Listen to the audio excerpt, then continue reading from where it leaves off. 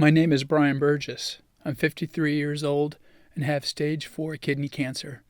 The 5-year survival rates for this type of disease are not encouraging, so I can't help but think about what lies ahead. What if, sometime soon, I was required to give an account of myself and describe the 3 most significant events of my life, something achieved, witnessed, or participated in? It would be easy to list things like graduations, marriage, birth of children, career milestones, promotions, or military service. These are all good things that are important to friends and family, but I think I want to focus on some key events that might have an internal impact, though the world may not find any value in them. The first significant event began in the late night of October 30th, 1984, when I jumped onto a coal train moving through downtown Cumberland, Maryland. I had a plan and a reason for doing this, but I think it's just easier to say I was immature, reckless, and directionless.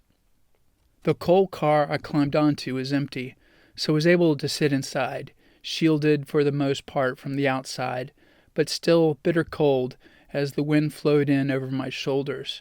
It didn't take long for me to become miserably uncomfortable.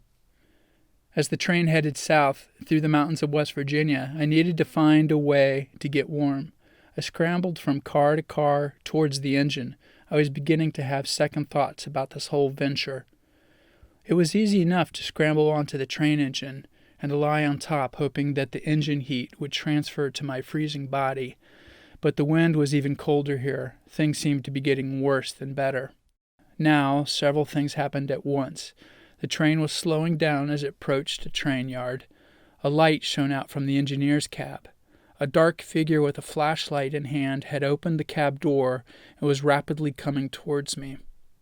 Acting in pure survival mode, I took the most immediate but least reasonable course of action. I jumped down to the catwalk of the engine and leaped over the railing into darkness. Darkness seems to have clouded my memory of what happened next. I can't describe how I landed, though I do know I hit my head pretty hard on the rock bedding of the train tracks. I recall getting up at some point, oblivious to any pain, and dashing down the length of the train as it moved by, cutting across behind and racing across the tracks. Dazed and disoriented, I ran straight up the side of a steeply wooded mountain, not stopping until it felt like my heart would explode. I finally stopped in a dense thicket, leaning into the branches of the underbrush while I tried to catch my breath. To my relief, no one had followed me, but I was still in too much shock to think about the improbability of surviving such a fall. But once I was certain there were no patrol cars or searching lights hunting for me, I found a dirt road that came down from the mountain and led into a small town.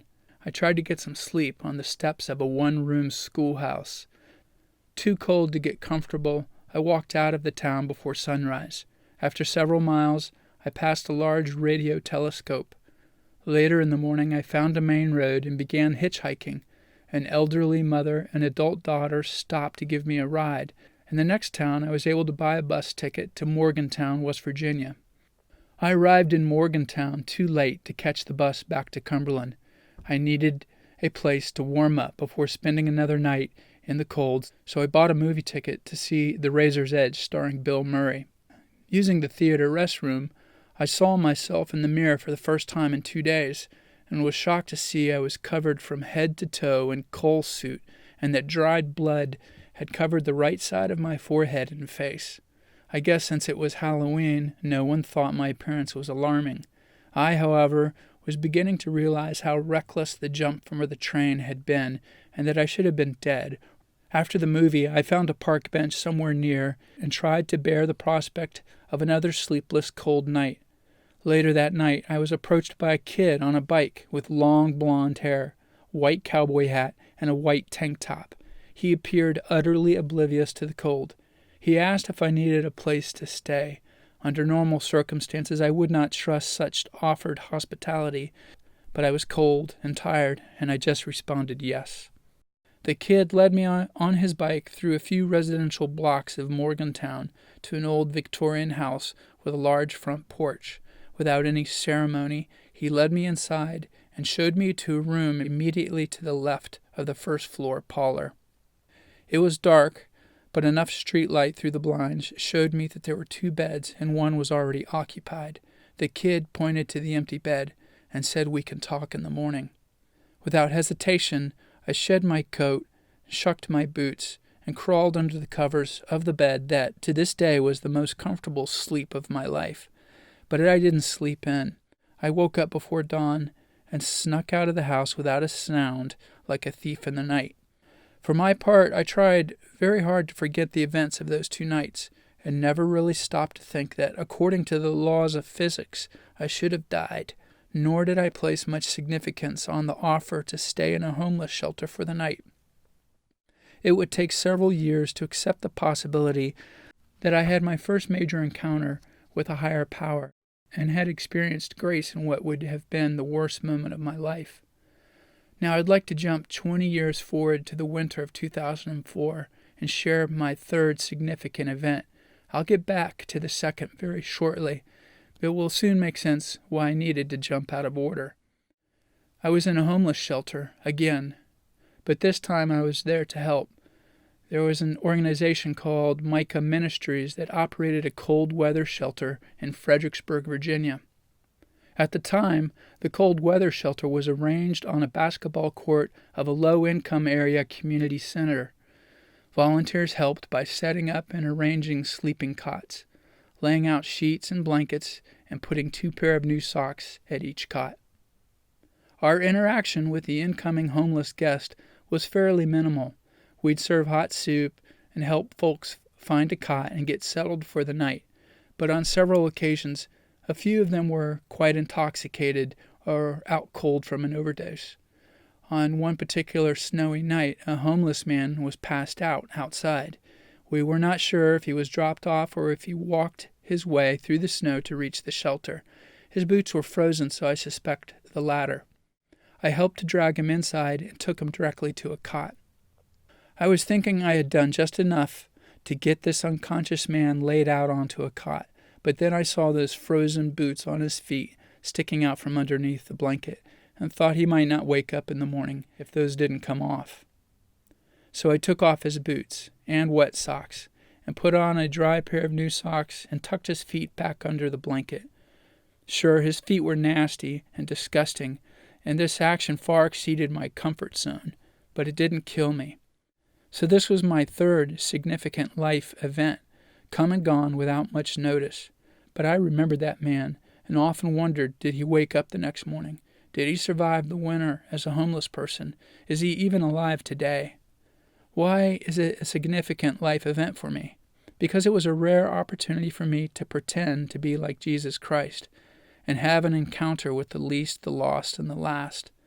The world would not place any high hopes in this man. He'd been written off, and maybe for good reasons.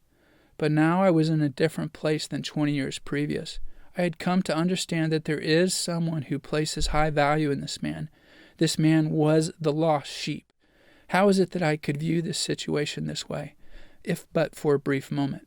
What transition happened in me that I would care? This leads me back to my second significant life event, when on August 17, 1991, I got married.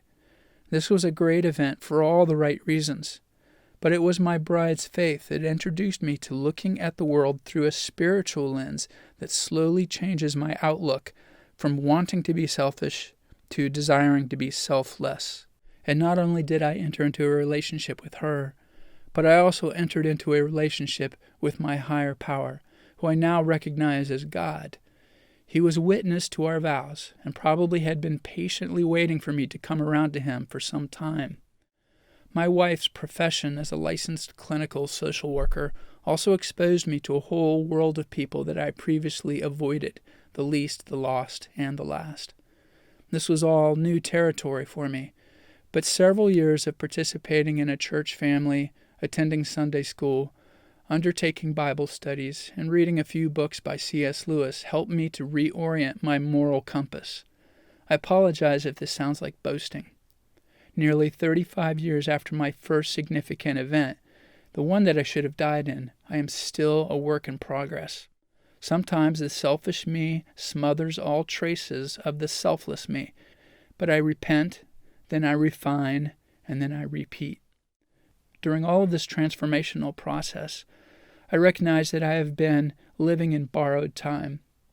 I recognize that God may now be calling me in some way to serve a larger purpose, and I have an opportunity to testify to His glory and abundant grace. Because that's the only way I can process the events of October 1984, the joy of my wedding, or my current medical predicament, rather than calling it bad luck or good luck, evolution, or survival of the fittest. I can look over all of these events and see His grace every step of the way. I wasn't saved accidentally or by luck. I was saved for a purpose. All this time, I had an open invite to reconcile with Him and help restore something that's been lost for a long time. It's only now, near the potential end of life, I realize that I'm long overdue in sharing this good news.